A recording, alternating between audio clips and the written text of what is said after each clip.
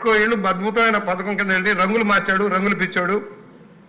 ఆ తాడేపల్లి పిల్లి ఇవాళ పుల్లాగా వస్తే బట్టలు తీద్దాం ఏం జరిగిందో చెప్పేసి అవినీతి అక్రమాల కేంద్ర బిందువు ఉన్న పెద్ద మనిషి ఇవాళ ఎక్కడో కూర్చొని సొంత ప్రకటనలు ఇస్తూ ఉన్నాడు.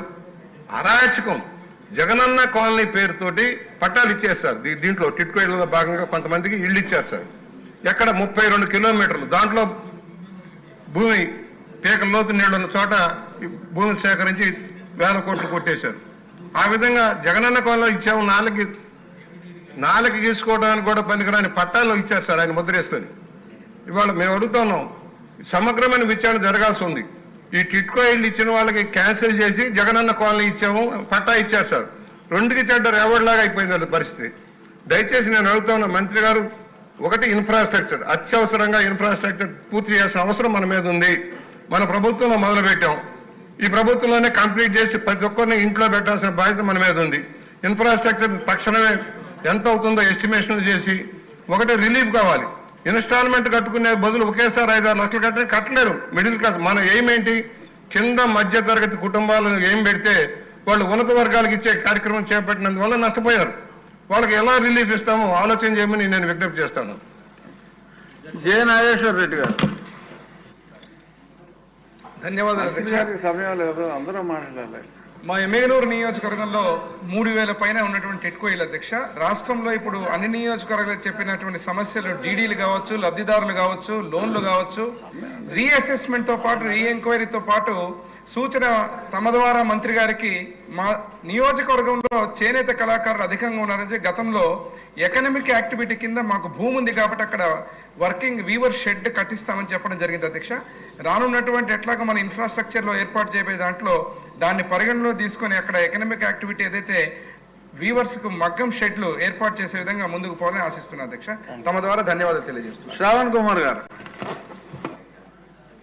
చాలా క్లుప్తంగా సార్, సమస్య డైరెక్ట్గా ఆయనకి చెప్పండి.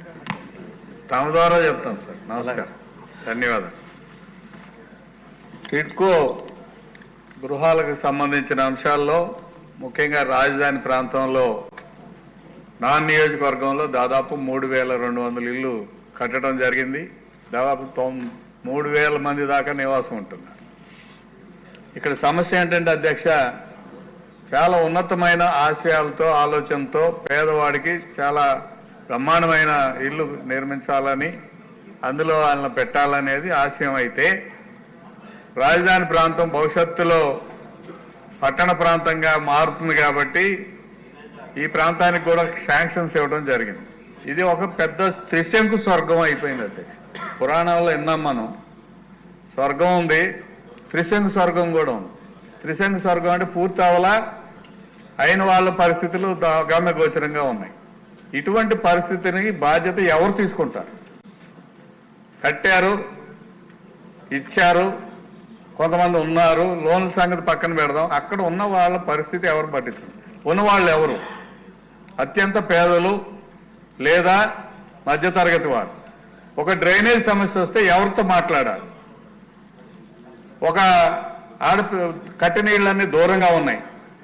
ఆడపిల్ల స్కూల్ నుంచి కాలేజీ నుంచి దూరంగా వెళ్ళాలంటే ఎట్లా వెళ్ళాలి? ఏంటి రోడ్లే పరిస్థితి ఏంటి? సరే, అక్కడ వెళ్ళి ఒకసారి మంత్రివర్యులు వచ్చిన కొత్తలో నేను అసెంబ్లీలో అడిగిన సందర్భంగా మంత్రి గారు కూడా విజిట్ చేశారు. విజిట్ చేస్తే చాలా దుర్వాసన వస్తుంది అక్కడ. సేవరేజ్ ట్రీట్మెంట్ ప్లాంట్స్ లేవు, మంచినీరు ఎక్కడి నుంచి తెచ్చుకోవాలో తెలియదు, అప్రోచ్ రోడ్ల పరిస్థితి తెలియదు. ఇవన్నింటినీ సరిచేయాలంటే ఎవరు పట్టించుకుంటున్నారు? ఎవరు ఆలోచన చేస్తున్నారు? అంతేకాకుండా కేటాయించి అందులో నివాసం లేని వాళ్ళ పరిస్థితి ఏంటి? నివాసం లేకుండా ఉండటం మూలంగా సంఘ విద్రోహ శక్తులు అసాంఘిక కార్యకలాపాలకు కేంద్రమైంది, గంజాయిలకు నిలయంగా మారినాయి. పక్కనే ఉంటున్నారు ప్రజలు, పేదవాళ్ళు. ఎవరికి చెప్తారు? ఉదయం లేచాడంటే వాడు పనికి వెళ్ళాలి, పనికి వెళ్తేనే వాడు బతుకు తెరువు. ఉపన్యాసాలు సార్, పాయింట్ చెప్పండి. నేను పాయింట్ అదే అడుగుతున్నాను. దాని మీద ప్రత్యేకంగా శ్రద్ధ పెట్టాలి. పేదవారిని యథాలాపంగా వదిలేయటం కాదు. ఉద్దేశం ఏంటి? చాలా గొప్ప ఉద్దేశం. మంచి స్థిరమైన నివాసం ఏర్పాటు చేసి ఏ రకంగా ఇంటి సమస్య తీర్చడంతో పాటు కొత్త సమస్యలు వస్తున్నాయి, సామాజిక సమస్యలు వస్తున్నాయి. పోలీసులు వెళ్ళి వెరిఫికేషన్ చేసే పరిస్థితి లేదు. వాళ్ళు రావాలంటే చాలా దూరం ఉంది. ఇటన్నీ అంటే దీన్ని ఎందుకు చెప్తున్నా అంటే దీని యొక్క ముఖ్యమైన ఉద్దేశం ఏంటంటే ఒక ఇల్లు ఒక ఊరు లేదా కాలనీలు పెద్ద పెద్ద కాలనీలు నిర్మాణం చేస్తున్నప్పుడు దానికోసం కేటాయించబడిన అనేక రకాలైన సౌకర్యాలు ఏవైతే ఉన్నాయో అవి కలిగించాలనేది నేను కోరుకుంటా ఉన్నా. అంతేకాకుండా ఇల్లు ఇచ్చారు కానీ ఎవరిది తప్పు? ప్రభుత్వంది తప్పు, జగన్మోహన్ రెడ్డి గారి తప్పు. మనం మాట్లాడుకుంటాం. శాంక్షన్ చేసి ఆయనకి నిర్మాణంలో ఉన్న ఇల్లు పూర్తి స్థాయిలో వాళ్ళు ఆక్యుపై చేయకముందే లోన్ పేరు మీద వాళ్ళ మీద దాడి చేయటం, వాళ్ళ బ్యాంక్ అకౌంట్లో డబ్బులు ఉంటే ఆ బ్యాంక్ అకౌంట్లో ఏ రకంగా డబ్బు వచ్చినా, అది పెన్షన్ వచ్చినా లేకపోతే డ్వాక్రా డబ్బు వచ్చినా ఏ డబ్బు వచ్చినా సరే ఆ డబ్బులన్నీ కూడా బ్యాంకు వాళ్ళు లాగేసేయటం. దీనికి ఒక పరిష్కారం కావాలి. ఈ పరిష్కారం ప్రభుత్వం చేయాలి. ప్రస్తుతం మనం వాళ్ళని నిందించడంతో పాటు మనం దానికి వీలైనంత త్వరగా పరిష్కారం చేయకపోతే అనేక సమస్యలు దారితీస్తాయి. ప్రజాప్రతినిధులు తిరిగే పరిస్థితి లేదు. ఇంటూ అనేక సమస్యలు పెట్టుకున్నారు. నా బెల్ వినపడతలా. అనేక సమస్యలు ఉన్నాయి. ఆ సమస్యల పరిష్కారానికి ఒక మార్గం చూపించాల్సిన బాధ్యత ప్రభుత్వం మీద ఉందని చెప్పి నేను డిమాండ్ చేస్తున్నాను. అధ్యక్ష, జరిగిన నష్టానికి బాధ్యులని ఐడెంటిఫై చేయాలి. అది అధికారులా లేకపోతే ప్రభుత్వ నిర్ణయమా? ఒకవేళ ప్రభుత్వ నిర్ణయం అయితే, ప్రభుత్వ నిర్ణయంలో లోపం అయితే ప్రభుత్వమే భరించాలి, పేదలు కాదు భరించాల్సింది. ఉప్పుడు వెంకటేశ్వరరావు మొదలు పెట్టు. ధన్యవాదాలు అధ్యక్ష. మా కొవ్వూరు పట్టణంలో కూడా రాష్ట్ర వ్యాప్తంగా ఏదైతే పేదవారికి ఇళ్ల నిర్మాణం చేయాలని చెప్పి ఆనాడున్న ప్రభుత్వం ఏదైతే నిర్ణయం తీసుకుందో, కొవ్వూరు పట్టణానికి సంబంధించి కూడా సుమారుగా 500 ఇళ్లు అప్పట్లో మంజూరు చేయడం జరిగింది సార్. వాళ్ళంతా కూడా లబ్ధిదారులంతా కూడా బ్యాంకుల్లో లోన్ తీసుకుని అమౌంట్ పే చేయడం జరిగింది సార్. ఇటు ఇళ్ళు ఇవ్వకపోగా బయట అద్దె ఇళ్లలో ఉంటున్నారు. అద్దెలు చెల్లించుకుంటూ బ్యాంకుకి వాళ్ళు నెల కూడా నెలసరి వాయిదాలు కూడా కట్టుకుంటూ ఇవాళ ఇబ్బంది పడుతున్న పరిస్థితి ఉంది. ఎన్నికల ముందు మనం తిరిగినప్పుడు కూడా ఖచ్చితంగా వైకాపా ప్రభుత్వం వచ్చిన తర్వాత 5 సంవత్సరాల కాలంలో ఏ విధంగా పేద ప్రజల్ని ఇళ్ల విషయంలో ఇబ్బంది పాలు చేసినది ప్రజలందరూ కూడా చెప్పడం జరిగింది.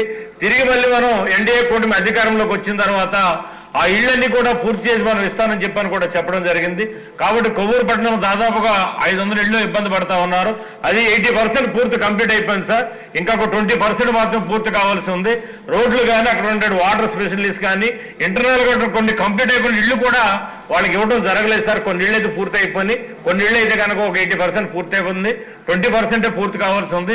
కాబట్టి సాధ్యమైన తొందరగా చేస్తే కనుక గత ప్రభుత్వం ఏ విధంగా అయితే ప్రజలను మోసం చేసిన ఉద్దేశంతో ఇవాళ రాష్ట్ర వ్యాప్తంగా ఉన్నటువంటి ప్రజలందరూ కూడా వన్ సైడ్ గా ఈ రోజు మన అధికారంలో రావడం కోసం సహకరించారు. కాబట్టి తిరిగి మళ్ళీ వస్తేనా ఇళ్ళు ఇస్తామని చెప్పని నమ్మకంతో ప్రజలు ఉన్నారు. కాబట్టి మీ ద్వారాగా మంత్రివర్యులు కోరుతా ఉన్నా సాధ్యమైన తొందరగా టిట్కో వెళ్ళినటువంటి ప్రజలకు అందించే విధంగా తగు చర్యలు తీసుకోవాలని చెప్పని విజ్ఞప్తి చేస్తా ఉన్నా. Thank you sir. Thank you. Doctor Pasarathi garu, మీరు నిజంగా 1 నిమిషంలో కంప్లీట్ చేయండి. ఒకే నిమిషం సార్, ఒకే నిమిషం అధ్యక్ష. ఈ ప్రతిష్టాత్మకంగా నరేంద్ర మోదీ గారి ఆశీస్సులతో చంద్రబాబు నాయుడు గారు ఏదైతే 2017లో టిట్కో ఇళ్ల పేరుతో మంచి టెక్నాలజీ, ఈ కాంక్రీట్ టెక్నాలజీతో ఇటుకే లేకుండా కట్టడానికి ప్రయత్నం చేసినటువంటి టెక్నాలజీని ఈ ఇళ్లు